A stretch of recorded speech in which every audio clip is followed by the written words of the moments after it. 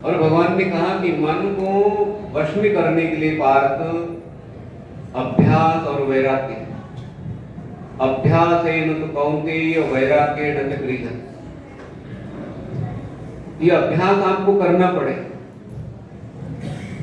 और वैराग्य को भी जन्म मृत्यु जरा व्याधि दुख दोषानु दर्शनम, इसका बार बार विचार आपको करना पड़े। बाकी संसार के कार्य में मन लग जाता है, भगवान में मन को लगाना पड़ता है।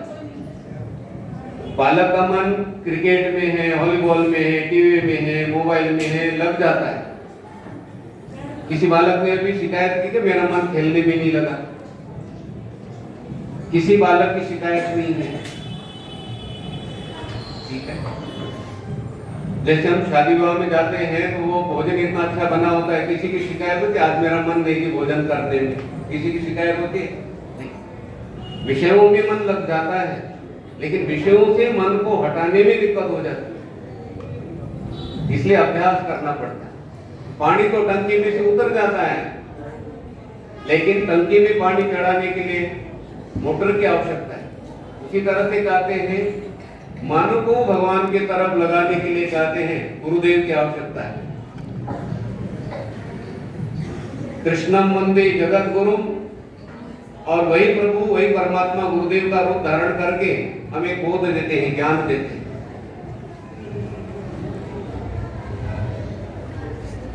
ब्रह्मा जी ने कहा था मैं ऐसी ऐसी सृष्टि बनाऊंगा।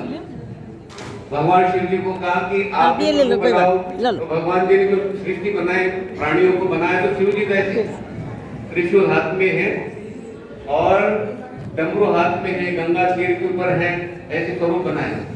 तो ब्रह्मा जी ने कहा कि इनका तो नाश ही नहीं होगा। तो भगवान शिव जी ने कहा तो सृष्टि बनाऊंगा तो फिर ऐसी बनाऊंगा।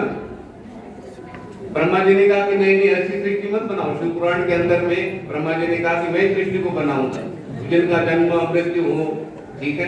तो भगवान शिव जी ने कहा कि मैं ऐसे दुख में पड़े हुए प्राणियों को मैं ऐसे नहीं बनाऊंगा जो दुख में अर्थ में रहे। और तुम ब्रह्मा जी बनाते भी वो सृष्टि ऐसी, मैं गुरु जी का रूप धारण करके उनको ज्ञान दूंगा, बोध दूंगा। संसार सागर से पार कराने के लिए भगवान ही स्वयं गुरुदेव का रूप धारण करके, व्यास जी का रूप धारण करके, हमारे गुरुओं का रूप धारण करके वो आते हैं। इसलिए तो कहा गुरुर ब्रह्मा गुरुर विष्णु गुरुर देवो महेश्वर।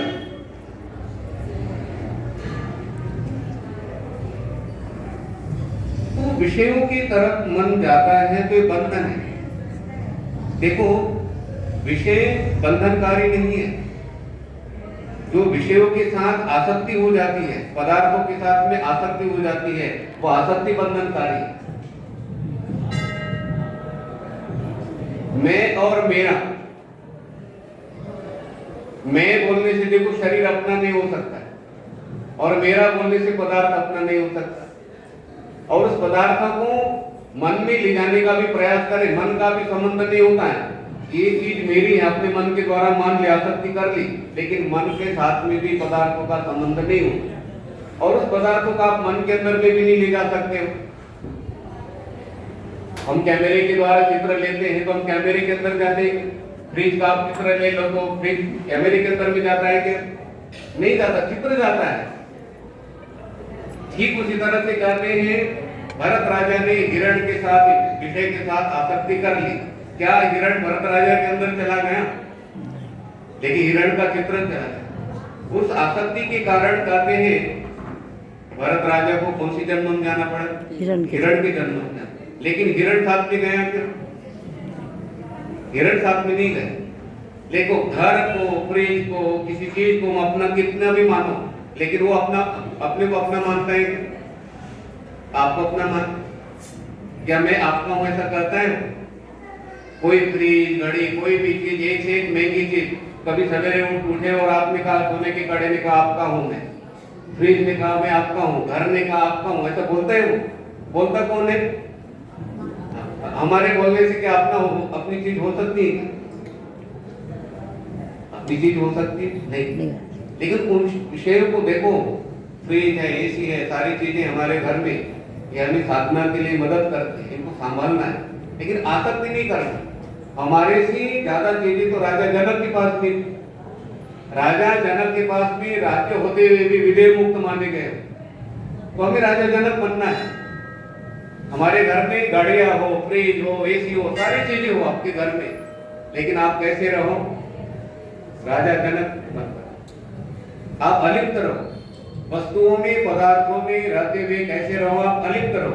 गाड़ी में रहो, आप गाड़ी में बैठो, लेकिन गाड़ी आपके अंदर ना। आप घर में रहो, लेकिन घर आपके अंदर।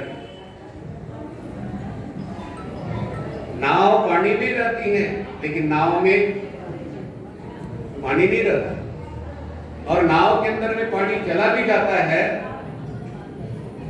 हम ऋषिकेश में रहते थे, कभी कभी गीता भवन में जाना पड़ता, तो शाम के समय में जाते थे, कभी सवेरे आ जाते थे। वो नाविक क्या करता था, वो रात भर पानी जाता ना नाव के अंदर में, सवेरे एक पात्र होता था, उस डिब्बे से, थोड़े से डिब्बे से सारा पानी गंगा जी में डालते, ठीक है। और फिर दिन भर नाव, और दिन भर जो पानी चला गया, फिर उस डिब्बे से पानी को क्या करता था, वो निकाल देता। तो हमारी शरीर रूपी नाव भी ऐसी ही है। टीवी के माध्यम से, मोबाइल के माध्यम से, न्यूज़पेपर के माध्यम से, किसी बात करने से हमारे अंदर भी धीरे धीरे पानी चला जाता है। संसार के विषय धीरे धीरे चले जाते हैं, लेकिन ये सत्संग रूपी डिब्बे से क्या करना? निकल जाओ। जब आप सत्संग में आकर बैठते हो तो कहते हैं, ये सारा जल कहते हैं निकल जाता है। तो मन एवं मनुष्याणाम कारणम बंध मोक्षयोः, ये मन ही बंधन के लिए कारण है, और ये मन ही कहते मोक्ष के लिए कारण है। इस मन को आप अभ्यास करके परमात्मा की तरफ लगाना, और वैराग्य हर समय साथ में रखना।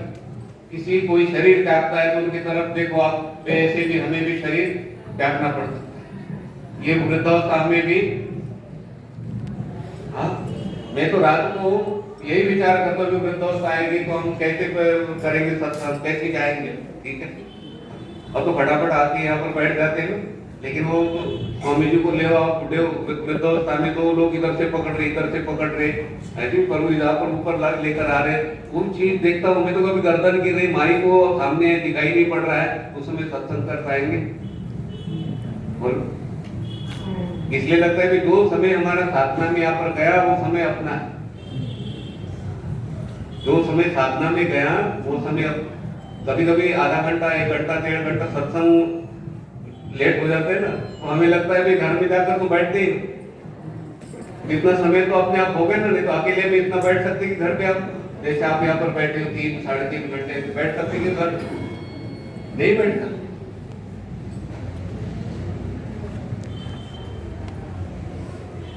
मैं अधिक न बोलते हुए अपनी वाणी को विश्राम देता।